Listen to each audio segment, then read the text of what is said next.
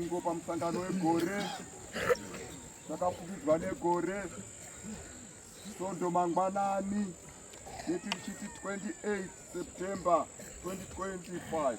Rugare ngaruve nesu.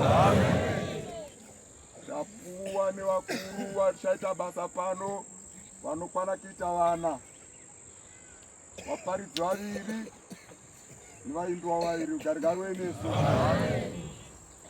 Mazita evaparidzi: muparidzi wekutanga Aaron Muzvaba, 6 line Mbabatidzi Lapauma Masvingo.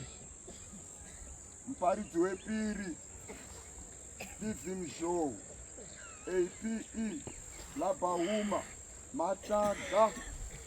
Rugare ngaruve nesu. Vaimbi: muimbi wokutanga Isaiah Bake, AP Beit Bridge.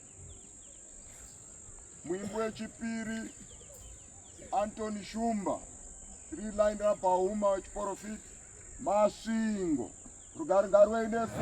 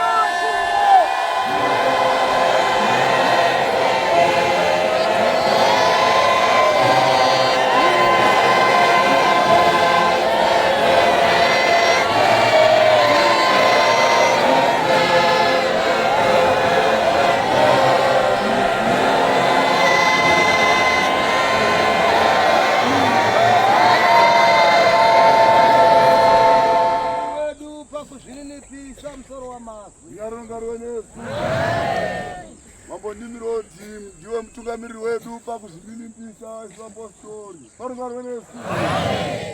Dzadzisai mufaro wangu. Apostoli vose vakaungana pano ngatizadzise mufaro waMwari wedu. muve nekufunga kumwe, tive nekufunga kumwe mukati mesangano rino, muchiva norudo rumwe, tive nerudo sezvinotaura mutumwa akatenderera munyika dzese achitaura vhangeri rerudo, nomweya mumwe, nemweya umwe wevana vaMwari sevana vaSt Nimrod, nendangariro imwe, nendangariro imwe pabasa remutumwa. musingaiti chinhu nenharo, Zvinhu zvatinoita ngatisaita zvinhu zvinenharo, kana nokuzvikudza, tisingazvikudzi pabasa iri remutumwa.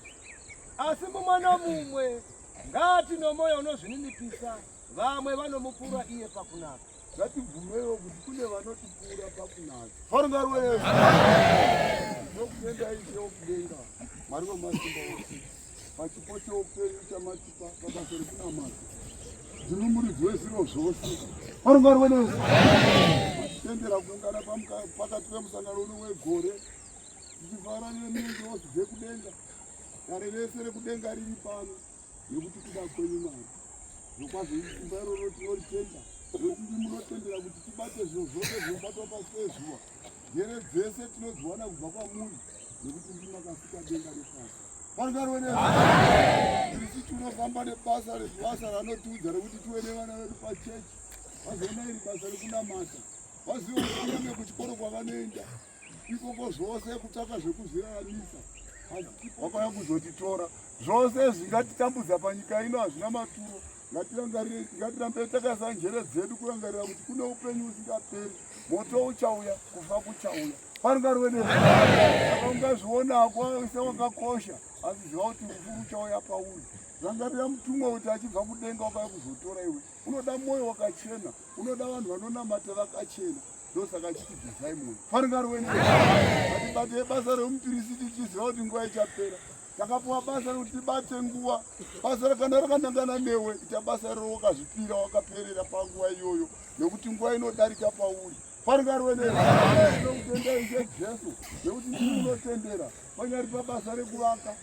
Umhizha hwose hungaitwa hunobva mukati memaoko enyu nekuti ndimi Jehovha mupenyu. Kuvaka kwose kwatinoita kumasenda edu kana kuvandudzwa kweJerusarema tinokumbira simba rinobva pamuri tenzi Jesu kuti tivakewo tichizadzisa minamato yedu sezvamakataura nekuti ndimi mutenderi wezviro zvose. Farunga rwese ngatite basa iri takashinga, nyika ino ichapera sezvinotaura mutumwa. Ngatishuvire upenyu usingaperi nekuti nyika ino iri nhandu. Mutumwa wakauya kuzotitora kuti tiinde kuupenyu usingaperi. Saka munhu wose pawakagara rangarira zvenyika itsva pabasa rose ratinopuwa nemutumwa. Ngatiribatei nenguva tichiziva kuti kufa kuchauya ende kuguma kuchasvika.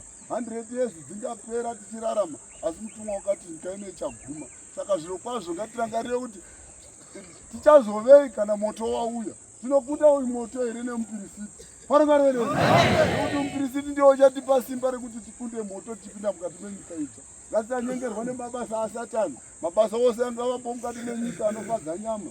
Satani unoda vanhu vanogarawo nawo kumoto. Saka vanhu vangateruka kureurira vachiti vazhinji vana nhindi vanoitawo mabasa akadai, iwo wose haana kufanira pamupirisiti. Ngatitye kwazvo Mwari wekudenga watinofamba naye nekuti uyu ndiye unenyasha netsitsi nerudo rwake rwatinofanira kuti timufadze kuti tibate mabasa akanaka tichivira upenyu usingaperi. Farunga rwese.